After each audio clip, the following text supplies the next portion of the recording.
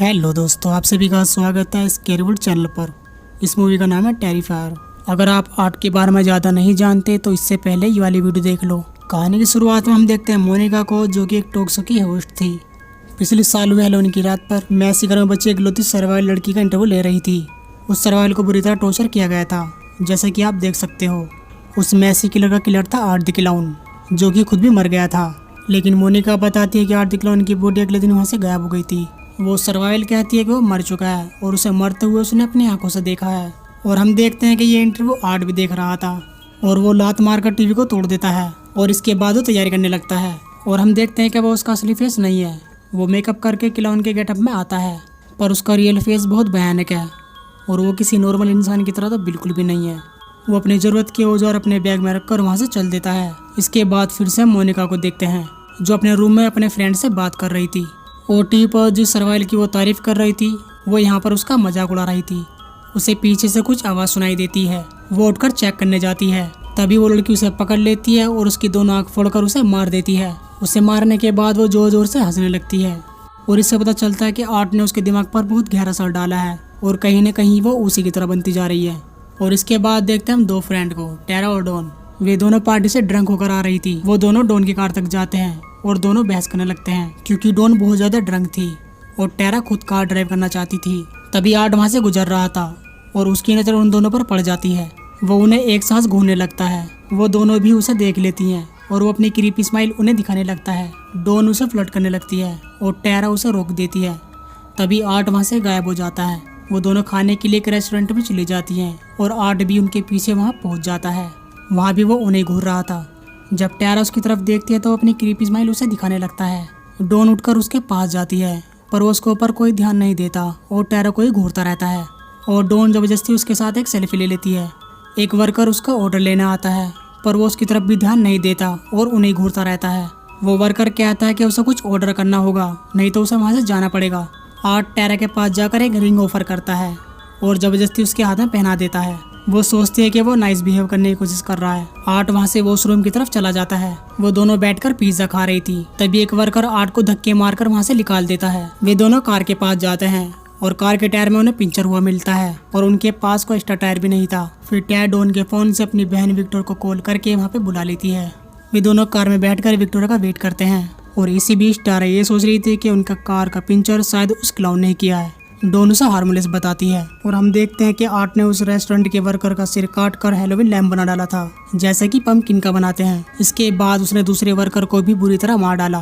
टेरा don को कहती है कि उसे टॉयलेट जाना है, पर वहाँ आसपास कोई टॉयलेट नहीं था। तभी एक अपार्टमेंट से एक आदमी निकलता है और टेरा उसी के पास चली जाती है। वो उससे वॉशरूम यूज करने के लिए पूछती है और वो उसे अंदर ले जाता है।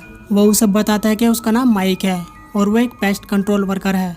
उस जगह पर चूहों की प्रॉब्लम थी और वो उस टॉयलेट को रेट फ्री कर वहाँ से चला जाता है। इधर डॉन कार में रेडियो सुन रही थी और उसमें बताया जा रहा था कि एक ब्लैक एंड व्हाइट क्लाउन ने एक रेस्टोरेंट के दो वर्कर को बुरी तरह मार डाला और वो अभी भी फरार है। ये सुनकर डॉन बुरी तरह डर जाती है। तभी कार का दरवाजा खुलता है और टेरा अंदर आकर बैठ जाती है। डॉन उसे वो न्यूज़ बताने लगती है और वो देखती है कि वो टेरा नहीं आर्ट था। वो आवाज़ की तरफ बढ़ती है तो उसे एक औरत मिलती है जिसके हाथ में उसकी बच्ची एमिली थी। पास से जाकर पता चलता है कि एमिली असल में एक डॉल थी और इससे उसे ये भी पता चल जाता है कि वो औरत पागल थी। वो उससे पीछे छुड़ाकर वहाँ से निकल जाती है, लेकिन जैसे ही वो बाहर जाने लगती है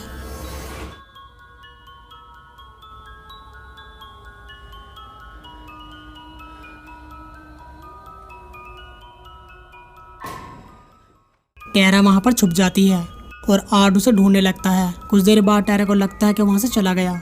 तभी वो पीछे से टेरा का पैर पकड़कर इसके पल से उसे काटने लगता है। किसी तरह वो खुद को छुड़ाकर वहाँ से भाग जाती है, पर भागने का कोई रास्ता नहीं था, इसलिए वो एक हथियार लेकर वहीं पर छुप जाती है। आर्ट उसे ढूंढता हुआ बिल्कुल उसके पास आ जाता है, लेकिन वो चुपचाप बैठी रहती है और आर्ट वहाँ से चला जाता है। मौका देखकर वो वहाँ से निकलने की कोशिश करती है, लेकिन आर्ट ने वहाँ का मेन डोर लॉक कर दिया था। तब उसके पास कोई रास्ता नहीं बचता और ऊपर की तरफ जाने लगती है। वहाँ उसे माइक मिल जाता है और वो उससे मदद मांगती है, लेकिन उसने एयरफोन्स लगा रखे थे, इसलिए उसे कुछ भी सुनाई नहीं देता।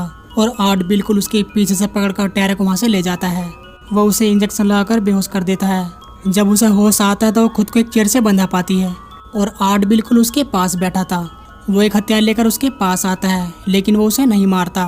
वो उसे डरा रहा था। फिर वो एक आरी लाकर उसकी गर्दन पर रख देता है, पर वो उसके लिए नहीं थी। वो जाकर सामने लगा पर्दा हटा देता है और उसने वहाँ डॉन को उल्टा लटका रखा था। वो उस आरी से डॉन को बीच में से काटने लगता है और टेरा ये सब होते हुए देख रही थी। धीरे धीरे वो उसे बीच में से काट देता है। टेरा खुद को बचाने की कोशिश करती है। वो उस चेयर को तोड़कर खुद को आजाद कर लेती है। आर्ट उसकी तरफ बढ़ता है लेकिन वो उसकी कमर में चाकू मारकर वहाँ से भाग जाती है। आर्ट एक चाकू लेकर उसे ढूंढने लगता है लेकिन वो इस बार छुपने के बजाय उसके पीछे से हमला कर देती है। वो उसे मार मार कर उसका बुरा हाल कर देती है। टेरा सोचती है कि वो आर्ट को मार देगी। तभी आर्ट एक गन निकालकर टेरा के पैर में गोली मार देता है। वो हिम्मत न हारते हुए फिर भी वहाँ से निकलने की कोशिश करती है। तब वो उसे दोबारा शूट कर देता है और इतने से भी उसका मन नहीं भरता। फिर वो उसके चेहरे में गोली मार देता है। फिर भी टेरा जिंदा थी। वो दोबारा उस पर गोली चलाता है लेकिन इस बार उसकी गोली खत्म हो चुकी थी। वो दूसरी मैगजीन लेने अंदर जाता है। तभी वहाँ विक्टोरिया पहुंच जाती है और उसे कार में कोई नहीं मिलता और अपार्टमेंट का भी दरवाजा लॉक था। फिर वो डॉन के फोन पर मैसेज करती है और बदकिस्मती से आर्ट उसके फोन के पास ही बैठा था और वो उसे पढ़ लेता है और वो रिप्लाई करके उसे पीछे के दरवाजे से अंदर बुला लेता है। फिर वो टेरा के पास जाता है और इससे पहले वो डॉन के साथ एक सेल्फी लेता है क्योंकि उसने भी रेस्टोरेंट में उसके साथ एक सेल्फी ली थी। इसके बाद वो टेरा के पास जाता है और पूरी मैगजीन उसके चेहरे पर खाली कर देता है। वो पागल औरत आर्ट को गोली चलाते हुए देख लेती है और ऊपर जाकर माइक को सब कुछ बता देती है लेकिन वो उसकी बातें सुनकर उसे पागल समझता है, जो कि एक तरीके से ठीक भी था। वो उसे पीछे छुड़ाकर वहाँ से चला जाता है और अपने कोवर्कर को कॉल करता है। तभी आर्ट पीछे से आता है और उसका सर पे हथौड़ा दे मारता है और उसका फोन भी तोड़ देता है। वो औरत एमिली को देखने जाती है और वो उसे वहाँ नहीं मिलती। तब वो उसे ढूंढती हुई बेसमेंट में पहुंच जाती है जहाँ वो देखते कि आर्ट उसे लेके बैठा था। वो उसके पास जाकर उसकी माँ बनने की एक्टिंग करती है और आर्ट एक बच्चे की तरह बिहेव करने लगता है। इधर विक्टोरिया भी अंदर पहुंच चुकी थी। वो डॉन को कॉल करती है और उसे रिंगटोन सुनाई देती है। वो उसकी आवाज की तरफ बढ़ने लगती है और डॉन के पास पहुंच जाती है। उसे देखकर उसके होश उड़ जाते हैं और वहां से भागने लगती है। तभी उसे किसी के चिल्लाने की आवाज सुनाई देती है। वो सोचती है कि शायद वो टेरा है। वो उसे बचाने जाती है। उसे वहाँ एक लड़की पड़ी हुई मिलती है और वो सोचती है कि वो टेरा ही है। तभी साइड में पड़ी औरत उससे मदद मांगती है और हम देखते हैं कि उसके स्केल्प के साथ साथ उसके बॉडी पार्ट भी निकाल लिए थे, लेकिन उसने उसका किया क्या। और ये जब औरत यहाँ पड़ी है तो एमिली के पास कौन है? वो था आर्ट, जिसने ऊपर स्केल्प और बाकी बॉडी पार्ट भी लगा रखे थे। उसे देखकर विक्टोरिया वहाँ से भाग जाती है और आर्ट उसका पीछा करता है। विक्टोरिया वहाँ से निकलने की बहुत कोशिश करती है लेकिन कोई फायदा नहीं होता। तब वो वहीं पर छुप जाती है। आर्ट उसे ढूंढता हुआ वहीं पर पहुँच जाता है और उसे देख लेता है और उसे बिना कुछ कहीं वहाँ से चला जाता है क्योंकि उसे किसी की आवाज़ आई थी और वो माइक का कोवर्कर था जो कि अपार्टमेंट के अंदर आ चुका था। आर्ट उसके सर में चाकू घुसाकर दूसरे से उसकी गर्दन काट देता है। मौका देखकर विक्टोरिया वहाँ से निकल जाती है लेकिन आर्ट उसका पीछा करता है एक ट्राइसाइकिल पर। वो छुप छुप कर आगे बढ़ती है लेकिन आर्ट उसे पकड़ लेता है और उसका दम घोंटकर उसे मारने की कोशिश करता है। लेकिन पिछली बार भी उसकी तरकीब फेल हो गई थी और इस बार भी विक्टोरिया उस पॉलिथीन को फाड़ देती है। आर्ट को भी पता चल जाता है कि ये तरीका किसी काम का नहीं है। विक्टोरिया के सामने कील पड़ी थी और वो उसे उठाकर आर्ट के पैर में घुसा देती है। उसे वहाँ एग्जिट मिल जाता है पर वो भी लॉक था और उसे ना चाहते हुए भी फिर भी वापस जाना पड़ता है। और हम देखते हैं कि माइक अभी भी जिंदा था और उसे विक्टोरिया की चीख सुनाई देती है। विक्टोरिया चिल्लाई थी कि उसे टेरा मिल गई थी जिसे उसे क्लाउन ने डेकोरेट करके बिठा रखा था।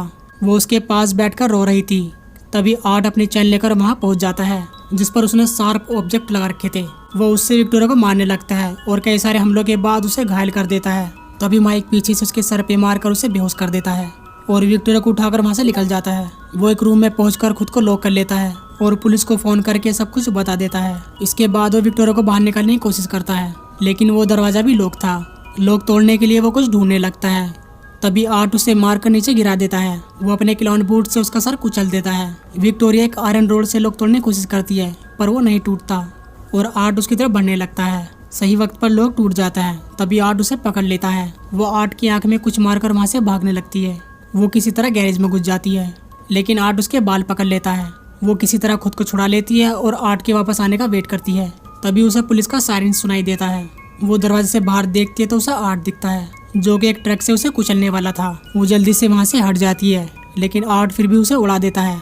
वो ट्रक से उतर के उसके पास जाता है। तभी वहाँ पुलिस पहुँच जाती है और वो देखते हैं कि आर्ट विक्टोरिया का चेहरा खा रहा था। वे उसे अरेस्ट करने लगते हैं। तभी आर्ट अपनी गन निकालकर खुद को शूट कर लेता है। उसकी बॉडी पोस्टमार्टम के लिए जाती है। जैसे ही एग्जामिनर उस बैग को खोलता है तो ऐसा लगता है जैसे आर्ट उसे ही देख रहा था। अचानक वहाँ कुछ होने लगता है और आर्ट एग्जामिनर को पकड़कर मार देता है। इसके बाद हमें 1 साल बाद का सीन दिखाया जाता है जहाँ एक पेशेंट को हॉस्पिटल से डिस्चार्ज किया रहा था। वो विक्टोरिया ही थी जो इतने सबके बाद भी जिंदा बच गई थी। जैसे ही हमें उसका चेहरा दिखाया जाता है पता चल जाता है कि विक्टोरिया वही लड़की है जिसका मोनिका शुरू में इंटरव्यू ले रही थी और उसने मोनिका को मार भी दिया था। यानी कि मूवी की ओपनिंग में हमें जिस मैसेकर के बारे में बताया गया था, इस मूवी में हमने उसी मैसेकर को देखा। जो स्टार्ट में मोनिका को मारते हुए दिखाया गया था वो इसके बाद हुआ था और यहाँ पर ये मूवी एंड हो जाती है। तो वीडियो कैसी लगी आप कमेंट करके जरूर बताना और वीडियो को लाइक जरूर किया करो ताकि मुझे मोटिवेशन मिलती रहे। और चैनल को सब्सक्राइब करके बेल नोटिफिकेशन को ऑल पर सेलेक्ट कर लो ताकि आने वाली वीडियो की नोटिफिकेशन आपसे मिस ना हो। तो मैं मिलता हूँ आपसे नेक्स्ट वीडियो में, तब तक के लिए सभी को बाय।